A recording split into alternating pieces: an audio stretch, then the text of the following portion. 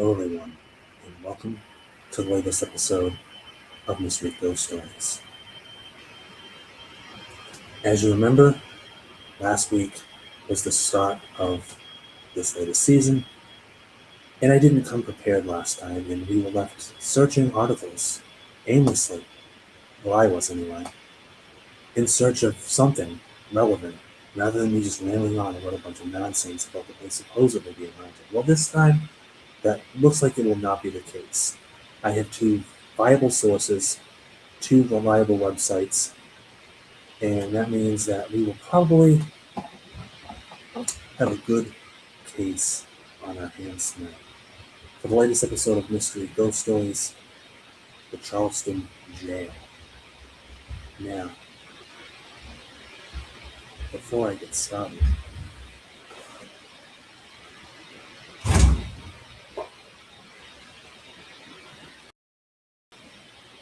maybe not.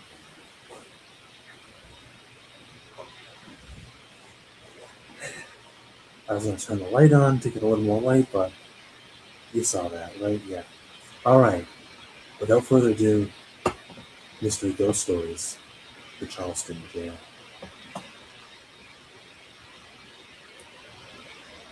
On an expansive 4-acre property on Magazine Street sits a statuesque, really gray building. The old Charleston Jail is a stunning landmark that has been the scene of many of the city's most tortured tales. It's said that many of the building's permanent residents are still imprisoned within their aging gray walls. The old Charleston Jail grounds were central to the history of Charleston's legal system. The jail housed many inmates. The workhouse also provided a location for many trials, often with rumors of unfair verdicts and bias. So probably like most places, most jails. The jail has a rich history and has been home to many of Charleston's most notorious criminals. The gallows have seen many executions.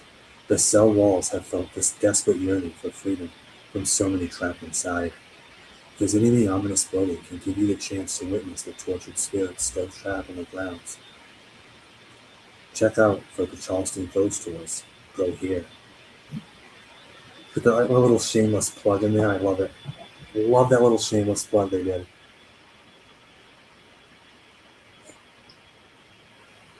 I could have just shamelessly plugged a sponsor for Mountain Dew, but I'm not going to. The Old Charleston Jail is a historical landmark. The Old Charleston Jail was built in 1802 on land originally reserved for public use when South Carolina was settled. The prison shared grounds with a hospital, workhouse, and poorhouse. So listen, I'm not saying that that's good land to share with, but it kind of is, It's a jail, right? It's a prison. Crazy shit's gonna happen in there. Hey, we got the hospital to tend to any people that get hurt. Also, we got the workhouse, put people to work, the poorhouse. But likely, in all likelihood, if inmates leave and they end up at the poorhouse or the workhouse, they'll probably end up right back in the jail anyway. The large building functioned as a prison until 1939. During that time, the prison would house countless criminals that left their mark on history. Originally, the stately building consisted of 4 stories, a 2-story octagonal tower set atop it, providing a spanning view of the burgeoning city. By 1855, apparently we went back in time. By 1855, the building had to be even further expanded to grow its capacity for more prisoners. One of the things, if you've ever seen any documentary on prisons, one of the things that a lot of them did back in the day was they expanded. Now, I don't know if that's because a lot of people committed more crimes back then, or because they realized that the building that they was supposed to store them and hold them. It just wasn't big enough. But there are at least several I know on, like, not off the top of my head, but I know of hearing of a few stories and watching documentaries of seeing prisons, even like on ghost hunting shows where they'll mention a prison and they'll be like, oh yeah, they expanded this like 3 times between the years of this place, this time and this time, because they had an overabundance of criminals and they needed to spread them out. Eastern State Penitentiary in Pennsylvania is a great example. If you've ever seen the way that thing's laid out, crazy.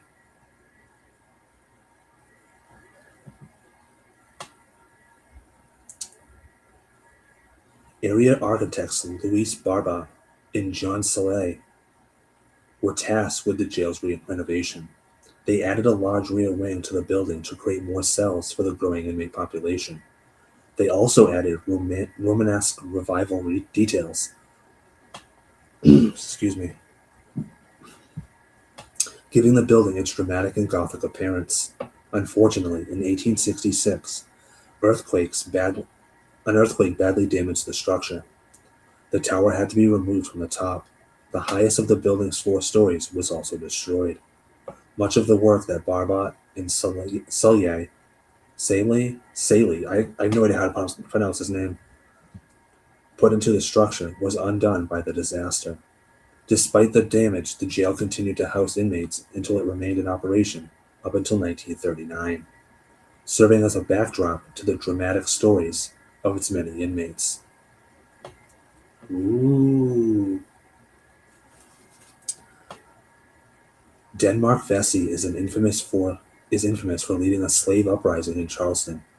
His ability to read and his carpentry skills made him a leader in the black community. His followers strongly believed in his bold mission to free slaves and lead them to refuge. Vesey was born into slavery but became a free man at the age of 32. He was first owned by a man in Bermuda and then was later brought to Charleston. It was there that Vesey won the lottery that gave him the chance to purchase his own freedom. Wait, like he actually won like the lottery? Or is that just a figure of speech?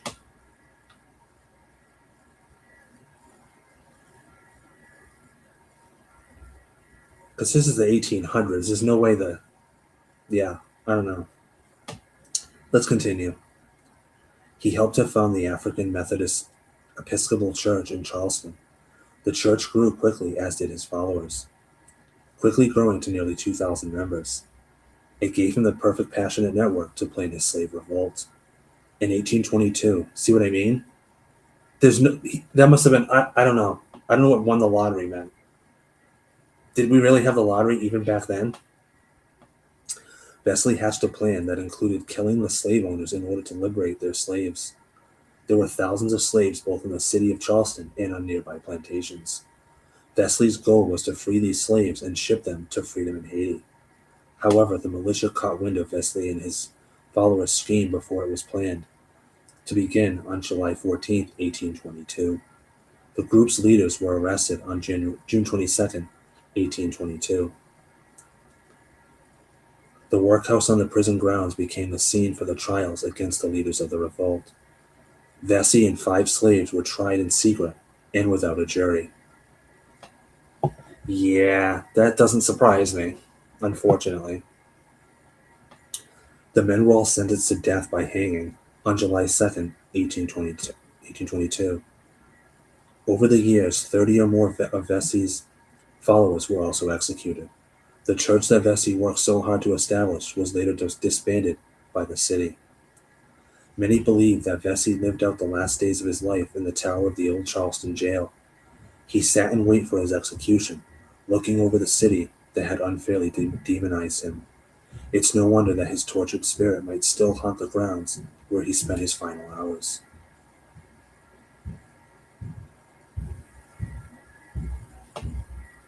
Is that him?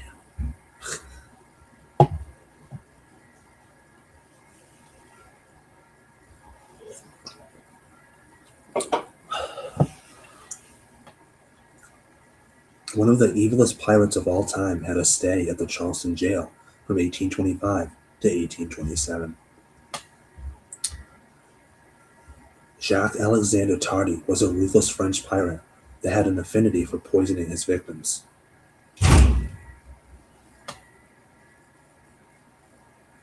I'm pretty sure I'm the only person in this apartment complex that doesn't slam the door on their way out. Just saying. He ended up in jail after his failed attempt to steal a pilot boat. Tardy moved to Charleston in October of 1825, pretending he was a dentist to scam the residents. Okay, I've only read 2 things about this man, and I'm already interested as hell in him. A pirate that liked to poison his victims. And he pretended to be a dentist. What, am I the only person that's admiring this? I'm sorry. Tardy enlisted 2 crew members to help him steal the pilot boat Cora. However, the owners of the boats caught him and fiercely defended their property. Tardy tried to escape of even firing his pistol at them. However, he was caught and tried for his crime. He was convicted of the attempted theft on March 3rd, 1825. He would go on to serve a 2-year term at the Charleston City Jail. After Tardy's release, he fled to Cuba, unchanged by his time at the Charleston City Jail. He returned to his life of crime. Am I supposed to be surprised by that? He continued to steal boats and poison victims to seize their property. Tardy would later take his own life. He slit his own throat and his body was found in the captain's quarters. He was appropriately buried at sea, face down at a low tide mark. It's said that his restless soul continues to travel and wreak havoc on victims. Pirate that committed suicide. There's something you don't hear every day. The Fishers were kept at the Charleston jail. So the one I'm about to read you, I did read the second article a little bit. So the article I'm about to read goes into a little bit of detail about this, but we're probably going to get bigger detail on this particular case in Charleston jail in the second article. So just making you aware of that. John and Lavinia Fisher are likely the most infamous prisoners of the old Charleston jail. The couple has a truly unique and haunting story. Their bizarre personalities and the dynamics of their imprisonment have surely left their mark on the jail. Lavinia Fisher. Lavinia, that's actually the main character in my upcoming book, High Stakes at the Bonesaw Saloon. Go figure. Lavinia Fisher has made her mark on history by becoming the first female serial killer in the United States. I don't know about that. Belle Gunness, I think, was the first female serial killer. That's what I remember. I've actually been on Mystery Unsolved and had a whole episode on her and gave her that distinction.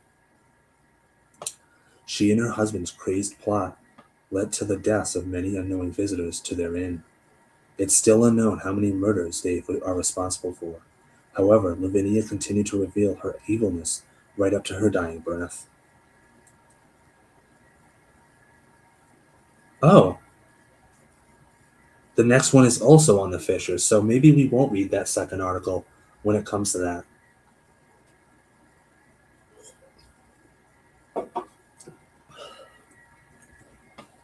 John and Lavinia owned an inn 6 miles outside of town, appropriately named 6 Mile House. The inn was also a hangout for many devious gang members and outlaws. Its location also made it a prime stopping point for businessmen and tradesmen en route to and from business trips. The Fishers concocted an outlandish plan, fueled by their greed. Lavinia was beautiful and alluring and knew how to get men to notice her. This allowed her to successfully invite these wealthy travelers into the inn and make them feel at ease. Actually, I feel like I remember hearing about this. Little did they know it would be their final destination. Lavinia served the men cups of tea made with toxic oleander. The concoction would make them drowsy, and they would retire to their rooms to fall into a deep sleep. This is when John would take action and rob them of any valuables or cash they were traveling with. After robbing them, John and Lavinia weren't taking any chances of getting caught. They would ensure the men would never leave the 6 Mile house to tell others about the crime. The Fishers deciding that murdering their victims was the best way to ensure they could continue their crime spree.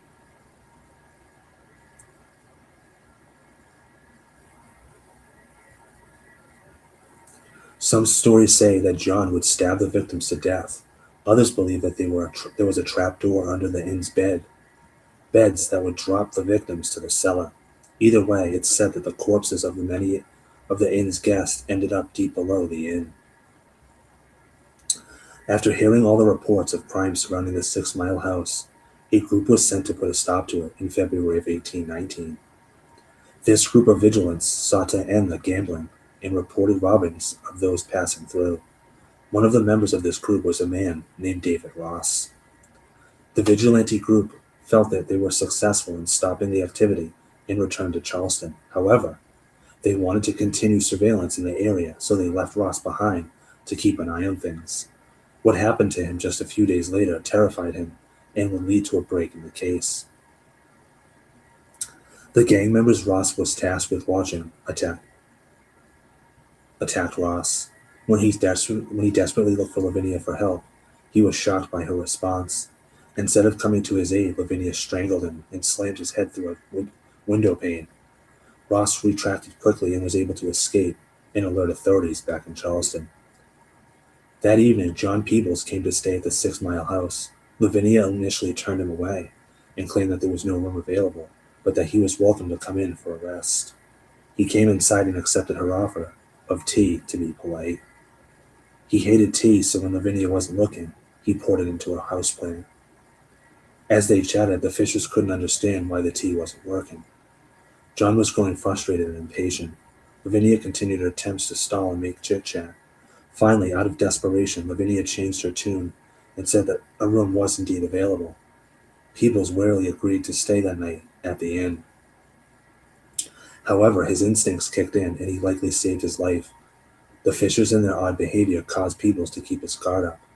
Instead of sleeping in the bed, Peebles chose to sleep in a wooden chair near the bedroom to be more on alert of his host and their actions. A loud sound suddenly wakened Peebles from his light slumber in the middle of the night. He opened his eyes to see that his bed had descended into the floor through a trap door. He was shocked and grateful that he had chosen to doze off in the chair instead. Peebles quickly fled through the window of the room and jumped on his horse. He rode swiftly to the Charleston and told authorities about what had occurred. This, combined with the account of David Ross, prompted a quick response to the police. Lavinia and John Fisher were arrested on February 18, 1819. The police thoroughly searched their property and found evidence of the disappeared men. The Fishers were brought to sit in the Charleston jail to await trial. At their trial in May, John and Lavinia insistently and passionately proclaimed their innocence. They were adamant that they weren't involved in any wrongdoing. However, the jury didn't buy it. Because of the lack of evidence, the Fishers couldn't be found guilty of... Whoa. Because of the lack of evidence, the Fishers couldn't be found guilty of murder. What? However, with all the valuables found in their home, they were easily convicted of highway robbery. Sure, okay. This was a capital offense at the time, and John and Lavinia were sentenced to death by hanging. For robbery?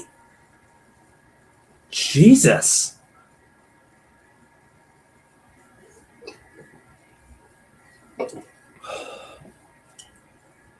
Like, what?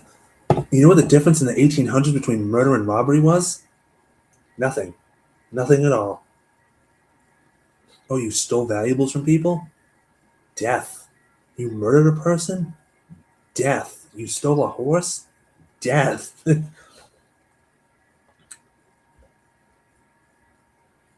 Desperate to save themselves from the gallows, John and Lavinia immediately staged an appeal. The judge agreed to hear their appeal when the courts came back into session earlier the next year. However, the Fishers grew impatient and hacked a plan to escape in September. They created a robot of prison linens and attempted to climb over the walls to freedom. Their plan proved unsuccessful when their flimsy rope broke after only John got free. Refusing to leave Lavinia alone in the cell, John returned to the prison. The guards were now aware of just how devious the couple was. They were kept under much heavier watch to prevent any other chance of escape. On February 4th, 1820, the judge rejected their appeal. The couple was to be hanged at the gallows of the Charleston jail on February 18th. John and Lavinia reacted in two very different ways. John sought the help of Reverend Richard Furman. This was his last attempt to save his life, or at least his soul. The Reverend counseled him up until his dying day. John penned a letter that Reverend Furman would read at his execution. He stood before the crowd and read John's insisted innocence. He claimed the judicial process was flawed, and he blamed it for his wrongful conviction. The crowd looked at John. The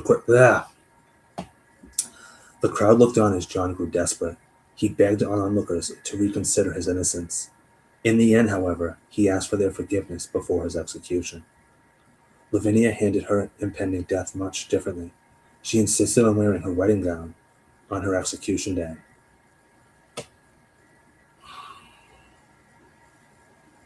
You know what? Good for her. Because technically, women only wear their wedding dress one time in their entire life. So the fact that she wanted to wear it a second time, hey, at least you're making more use out of it, right? She was unwilling to go to the gallows, so guards had to carry her there as she was kicking and screaming. She yelled at the socialites in the crowd and blamed them for her fate.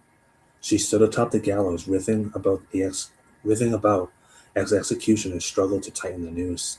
But Lavinia decided she was going to her death on her own terms. Before the executioners were ready, Lavinia leapt to her death. Her lifeless body swayed over the crowd as the life drained from her eyes. Shocked townspeople looked on as Lavinia screamed her last words. "If you have a message you want to send to hell, give it to me. I'll carry it." Damn, okay. The Fishers' bodies were likely unclaimed by any family members. The protocol at the time was to bury unclaimed corpses in the cemetery next to the jail. It's often said that Lavinia and John Fisher's bodies and souls have never left the prison grounds. We still have two here, so I might actually skip the second article, because I might not need it.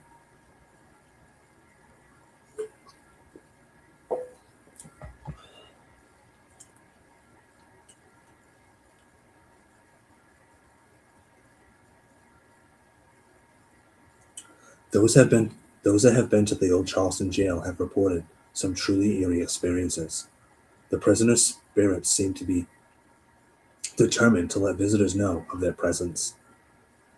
The stories and tragedies that have happened on the ground bring an eerie life to it. Just walking by the jail can make the hair on the back of your neck stand up. Its presence is daunting and hovers over Magazine Street. You'll experience a one-of-a-kind sensation being so near such tragic history. Visiting the old Charleston jail grounds is an unforgettable experience. Being on the grounds where criminals live their final days is a truly unique feeling. The area can give you a glimpse into the past of many of Charleston's most dramatic crimes.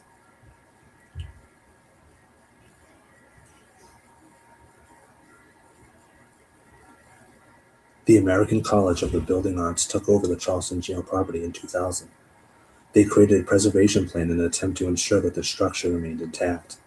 This was difficult because of the unique structure and skills needed to preserve it. The college moved out in 2016 when the grounds were sold to a private developer. However, the structure remains a historical landmark. Its ongoing project of the National Trust for Historic Preservation.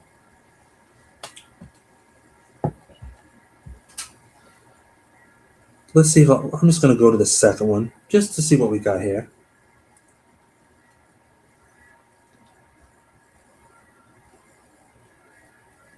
The old Charleston jail operated in 1802 to 1939.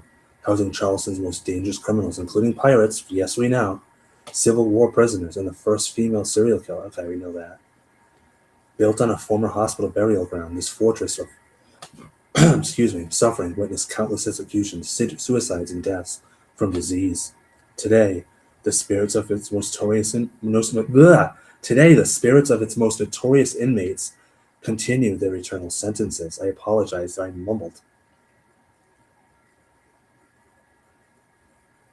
The lore of prison tales in the United States are deeply woven into America's fabric. Stories are quintessentially depicted in film. Like we know that part.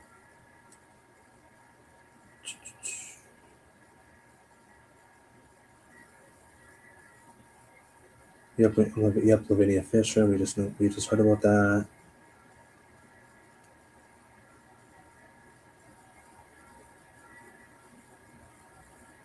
The prison is believed to be haunted by the ghosts of inmates who died during their incarceration. Lost souls lingering and lurking around every corner. Spirits of not only murderers and pirates, but of the but all of the wrongfully convicted prisoners of war and slaves. Some of the occurrences that go at the old jail today include your run-of-the-mill hauntings, objects that seemingly move on their own, disembodied voices and ghostly whispers emanating out of thin air, and even prosaic slamming doors. There have been many strange happenings that have occurred over the years at the old Charleston jail. One of the first modern-day reported encounters took place when the prison was undergoing renovations in the year 2000. The prison has been sealed off for months to avoid lead paint contamination, though when the construction workers returned, they discovered in the dust there were human footprints. During the renovation process, workers would continue to deal with similar oddities. But nothing quite like one night when they saw the ghost of a former prison guard with rifle in hand, patrolling the third floor of the jail. The guard seemingly began to charge towards the workers before vanishing. Perhaps the guards thought some of the inmates were attempting a jailbreak.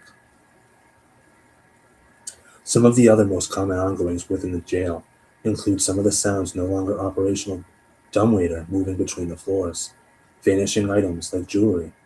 Perhaps the ghost of Lavinia has a taste for her finer things in the afterlife. A woman named Christine took a tour of the old jail back in 2012. She was joined by her husband, and she was nervous to go on her first ghost tour. The gentleman who guided her group encouraged everyone to take as many pictures as they wanted to. Early in the tour, she began to take photos with her flash on, but didn't see anything out of the ordinary. Well, aside from the creepy prison they found themselves touring. As the group moved onward, Jesus, they eventually reached the second floor.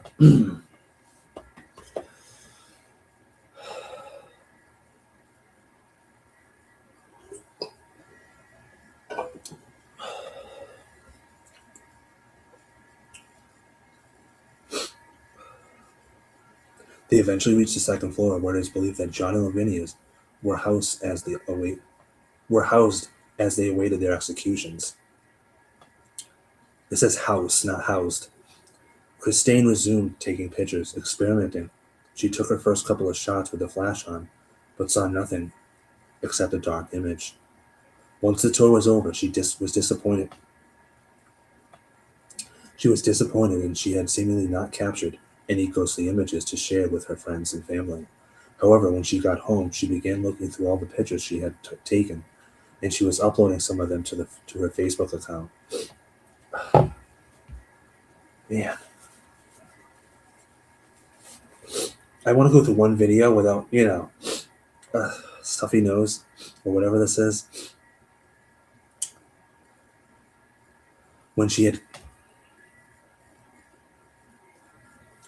gotten to the photos she had taken while on the second floor, the one she took without the flash and came up black.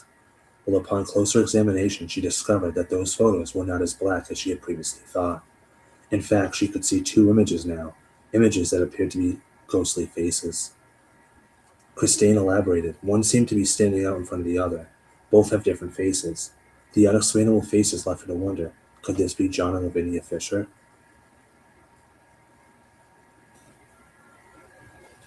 So there you have it. The old Charleston jail. Lots of history. With lots of history, naturally comes lots of hauntings. And of that, I have no doubt.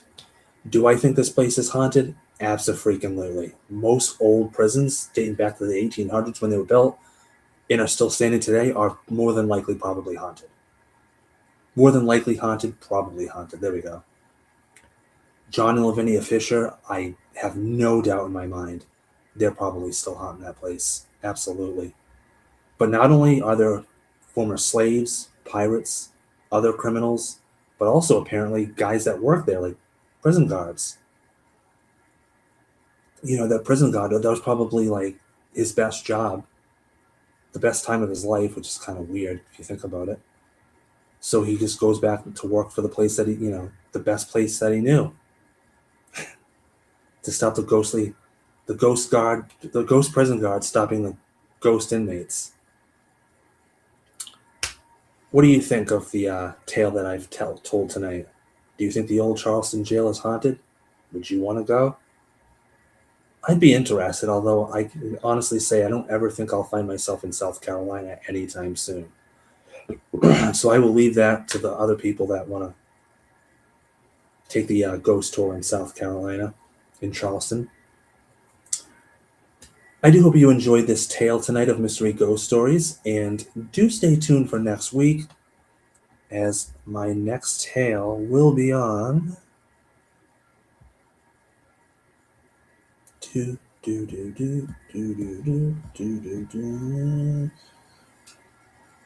Next week, I will be discussing the ghost of Grace Brown.